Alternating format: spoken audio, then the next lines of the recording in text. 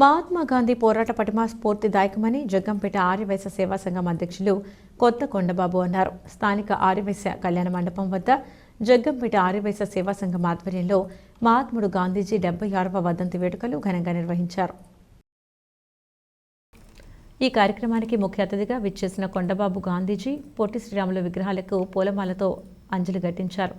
ఈ సందర్భంగా ఆయన మాట్లాడుతూ 1948 జనవరి 30వ తేదీన గాంధీజీ మనకు దూరమయ్యారని, నేటి తరంతో పాటు భవిష్యత్ తరాలకు ఆయన మార్గదర్శకుడని, శాంతి సామరస్యానికి ప్రతీక అని, ఆయన శ్వాస సత్యం అహింస, ఆయన ధ్యాస పేదరికం అంటరానితనం నిరక్షరాస్యత నిర్మూలన అని, ఆయన కలగన్న గ్రామ స్వరాజ్య స్థాపనకు ప్రతి ఒక్కరూ కృషి చేయాలని, ఆత్మవిశ్వాసం మనోధైర్యం సరళి స్వభావం సేవా దృక్పథం ఆయన మనకు అందించిన అస్త్రాలని, వాటిని మనందరం పాటించాలని, ముఖ్యంగా యువత పోరాట పటిమ సామాజిక స్పృహ కలిగి ఉండాలని, అదే ఆయన మనకు అందించిన స్ఫూర్తి అని కొండబాబు అన్నారు. ఈ కార్యక్రమంలో బోండా నోకబాబు, బోండా వీరసత్య, కొత్త సుధీర్, ధారా శ్రీనివాస్, కంచెల సత్యనారాయణ, కంచెల శ్రీను, మానేపల్లి వీరాజుగుప్తా, బోండాడ జగన్నాథం, పాబోలు సీతారామస్వామి, ముమ్మిడి వరపు సురేష్, వి నాగసత్య, కొత్త శివరామకృష్ణ, మాతంశెట్టి సాయిబాబా, బోండా సోమరాజు, వెంట్రా ప్రగడ గణేష్, మానేపల్లి రామానుజ, కొత్త లక్ష్మీ సాయి, దారాల శ్రీలక్ష్మి, మతంశెట్టి ఆశ,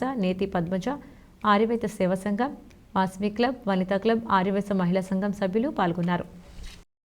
ఈరోజు మన జాతిపిత మహాత్మా గాంధీ గారి వర్ధంతి 76వ వర్ధంతి సందర్భంగా